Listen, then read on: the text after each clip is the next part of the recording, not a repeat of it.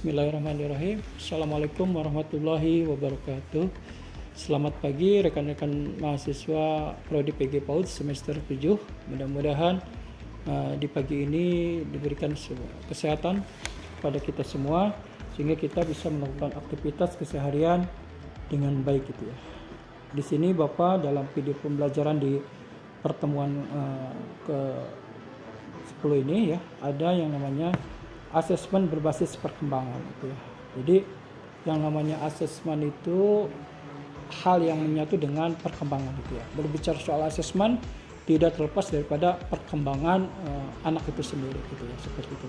Sehingga modal dasar kita dalam kemampuan asesmen adalah penguasaan materi-materi dalam psikologi perkembangan anak gitu ya. Dalam loncatan-loncatan atau perubahan-perubahan yang terjadi daripada diri anak gitu ya, baik pertumbuhan dan perkembangan yang dipengaruhi oleh faktor internal atau di dalam dirinya sendiri maupun faktor eksternal yang dilakukan oleh lingkungan sosial di sekitarnya yang lebih dikenal dengan itu istilah stimulus dan respon.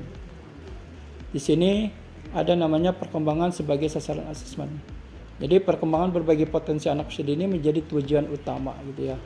Jadi tidak hanya pembelajarannya yang harus disesuaikan dengan tahapan perkembangan anak, tetapi ketika kita mengevaluasi atau mengasesmen juga harus disesuaikan dengan tahapan perkembangan anak itu ya. Tentu setiap level usia, setiap jenjang usia itu punya kebedaan-kebedaan seperti itu.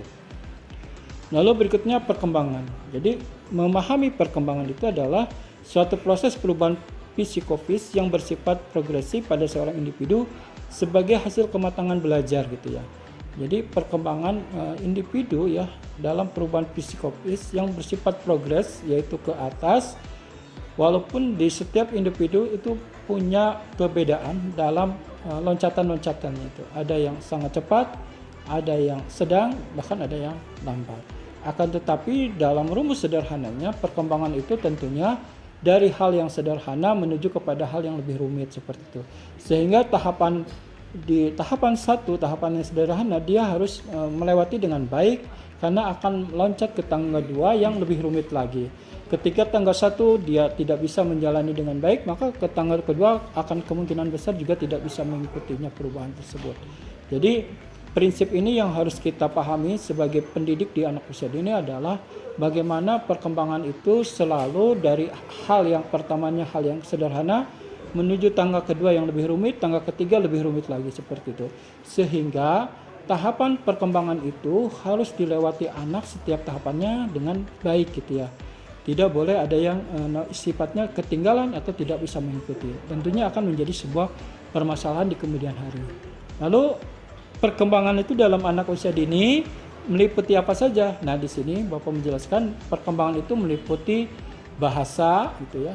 Bahasa itu banyak ya, baik bahasa ekspresif, bahasa menyimak, bahasa komunikasi verbal, bahasa dalam kemampuan menulis awal, bahasa kemampuan dalam membaca. Jadi unsur daripada perkembangan bahasa ini biasanya guru-guru PAUD itu lebih fokus ke bidang ini, bidang bahasa. Lalu berikutnya adalah perkembangan dalam sosial dan emosional. Jadi anak usia dini itu ketika masuk lembaga pendidikan anak usia dini, dia mulai belajar daripada perkembangan sosial dan emosionalnya. Mereka mulai belajar beradaptasi bagaimana hubungan interaksi antar teman sebaya. Yang sebelumnya ketika sebelum masuk pendidikan anak usia dini, anak hanya terbatas dalam ruang interaksi di rumah. Tentu kalau di rumah hanya ada anggota keluarga, misalnya ada ayah, ada ibu, ada saudara kandungnya. Ini sangat terbatas sekali. Tetapi manakala anak masuk dalam ruang PAUD gitu ya, yang itu merupakan pengenalan dalam dunia sekolah gitu ya, maka di situ anak mulai mengenal interaksi hubungan antar teman sebaya. Di sini anak dituntut dalam kemampuan sosial dan emosional, bagaimana anak mampu adaptable dengan teman-temannya yang itu bermacam-macam yang dihadapi. Ada teman yang mungkin boleh dikatakan dalam tanda kutip baik terhadap dirinya, maupun teman yang dalam tanda kutip tidak baik atau tidak ramah terhadap dirinya. Tetapi anak itu sendiri harus memiliki kemampuan bagaimana beradaptasi, bagaimana dia kuat dalam berinteraksi, bagaimana dia mampu menyesuaikan diri dengan teman-temannya seperti itu. Nah, di sini yang disebut dengan kecerdasan sosial dan emosional. Lalu yang ketiga adalah kemampuan kognitif. Kemampuan kognitif itu adalah bagaimana kemampuan otak gitu ya dalam menerima, memproses dan menyimpan informasi-informasi yang ada di dalam luar. Misalnya dalam kemampuan kognitif matematik gitu ya, kemampuan kognitif dalam membedakan bentuk, ukuran, warna dan lain-lainnya, itu adalah bagian daripada perkembangan di anak usia dini. Biasa seperti kita ketahui anak di anak usia dini dikenalkan misalnya berbagai macam jenis tanaman, berbagai macam jenis buah-buahan, berbagai macam jenis hewan dan lain-lainnya. Itu adalah salah satu upaya bagaimana kognitif anak bisa berkembang seperti itu. Lalu yang keempat adalah moral gitu ya, etika atau etis.